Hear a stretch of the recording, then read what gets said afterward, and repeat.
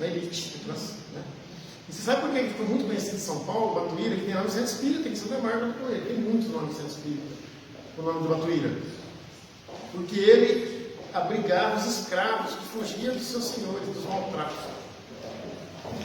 Ele abrigava na casa dele esses escravos. E depois que esses escravos recebiam a carta de alforria dos seus senhores, ele liberava. Os escravos poderiam trabalhar e até então ficavam na casa dele. Ele cuidava desses escravos.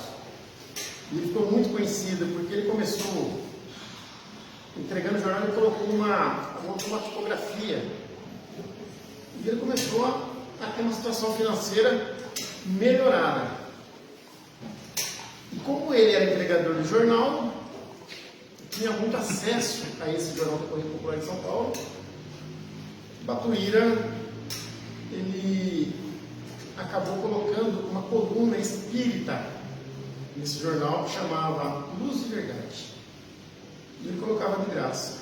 E depois da própria tipografia dele, ele começou a imprimir matérias espíritas e se tornou um grande divulgador também, ajudou muito na Federação Espírita de São Paulo.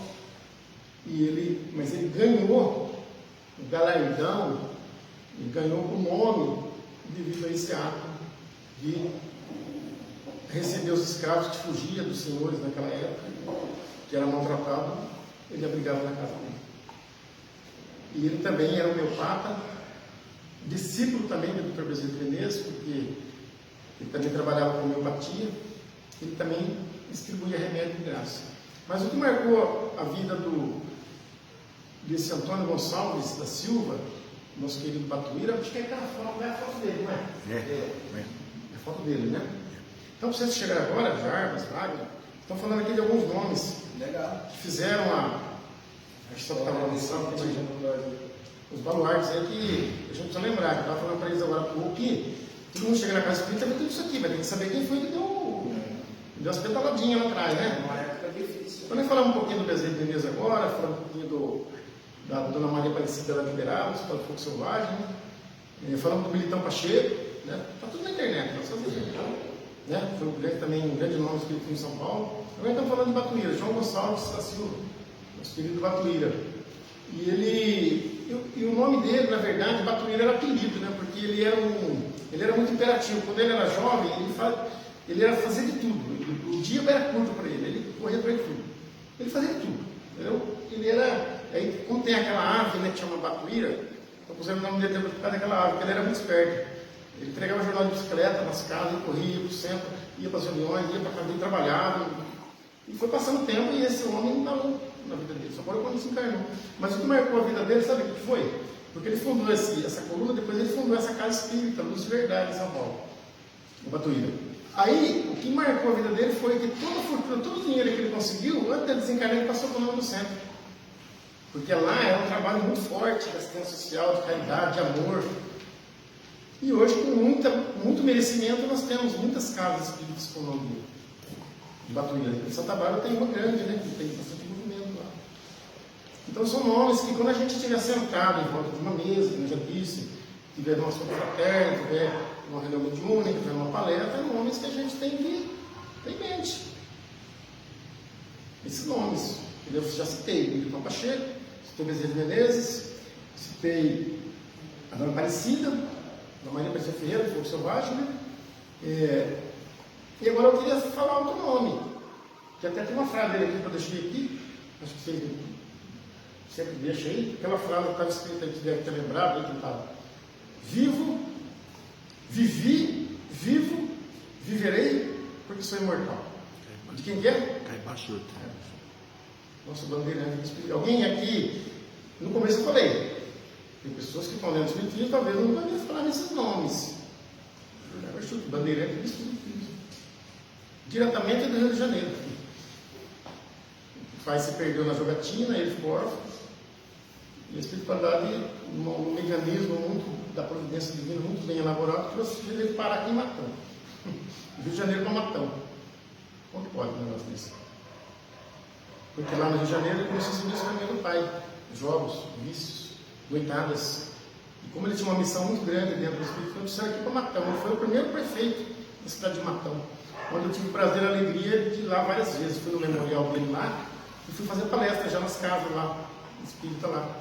Já tivemos lá, a gente vai uma vez por ano lá. No Centro Espírita Allan Kardec, e outro lá é Terra Orson, né? Também faz um grande trabalho lá, e também um que, com certeza, está dando a sua contribuição também para a doutrina, né? Os colaboradores aí. Então, Kleber Schulte, bandeirante do Espiritismo, ele simplesmente, a primeira farmácia que ele trabalhou quando ele chegou em Araraquara, quando ele chegou em Araraquara, ele chegou em Matão. Ele chegou desempregado, mas ele trabalhou numa farmácia no Rio de Janeiro e aprendeu algumas coisas lá. Só que ele pegou um trem lá sozinho, fugiu da escola, fugiu do avô que cuidava dele. Eu tenho a biografia de Kleber Schulte que eu já fiz aqui, mas aqui eu estou só falando algumas experiências dele, né? Ele pega um trem lá, faz a baldeação em São Paulo, e quando ele vê, ele está lá em Matão, ele nem sabe, ele chegou lá e não conhecia ninguém. Então, simplesmente ele começou a procurar emprego. Aí sabe onde que ele foi procurar emprego? Na farmácia de um homem chamado Sr. João Batista Raia, simplesmente o fundador da Rede Droga Raia. Esse dia eu fui na Droga Raia da Pascoal e conversei com a moça, ela ficou surpresa de saber isso. Ela falou, como é que você sabe isso? Eu falei, eu sei o nome do seu patrão, que fundou essa farmácia. Mas como? Tem no Brasil inteiro, essa farmácia foi fundada no século XIX. Eu falei, ele chamava João Batista Raia. Ela falou, é isso mesmo, mas você sabe? Bom, deixa pra lá, porque a história é muito longa, né? Você vai daqui aprender espiritismo primeiro, pra você lembrar. Sabe de tudo isso, né? Por quê? Porque o Kleber Schulte se empregou nessa farmácia. O primeiro emprego dele na cidade de Araraquara foi lá. Depois que ele se mudou para Matão. Ele desbravou, por isso que ele é o bandeirante do espiritismo. Matão, que era um vilarejo, né? Que era dominado pelos padres, né, da Igreja Católica, que ia lá de Araraquara rezar a missa lá, e o Kleber Schulte se aportou lá. Aí ele montou uma pequena farmácia lá, depois que ele começou a ganhar dinheiro.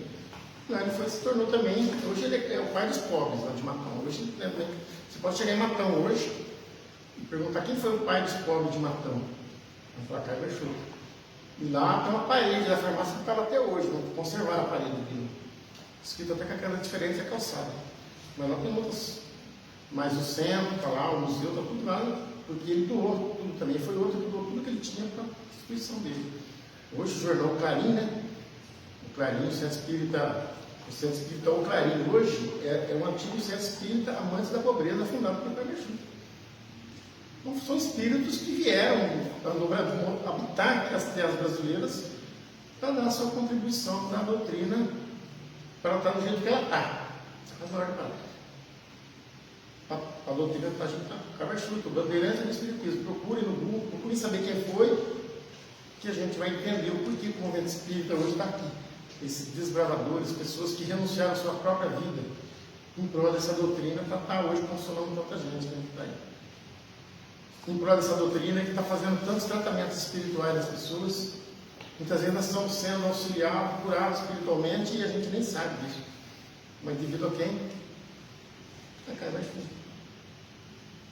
A Issa Lourdes.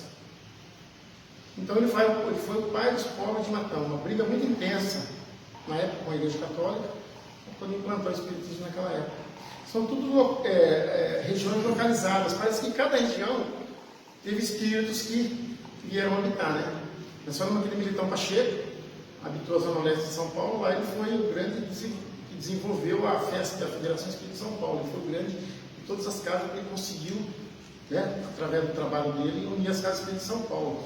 Depois o Batuíba também trabalhou muito na Federação Espírita de São Paulo, deu a contribuição dele. Em cada região teve o Kleber Schulte lá, e o livro de Barçanufo, Sacramento, Uberaba, o apóstolo da mediunidade.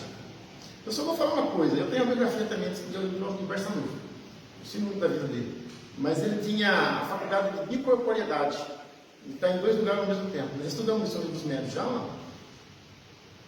Então, se estudar o Livro dos Médios, vai ver lá o fenômeno de bicorporeidade. O espírito está em 2 lugares ao mesmo tempo. Ele tinha esse fenômeno. É raro, né? Mas ele tinha. E o de Barçanufo, se quer aprender mediunidade, estuda ele. Ele tinha normas para a mediunidade.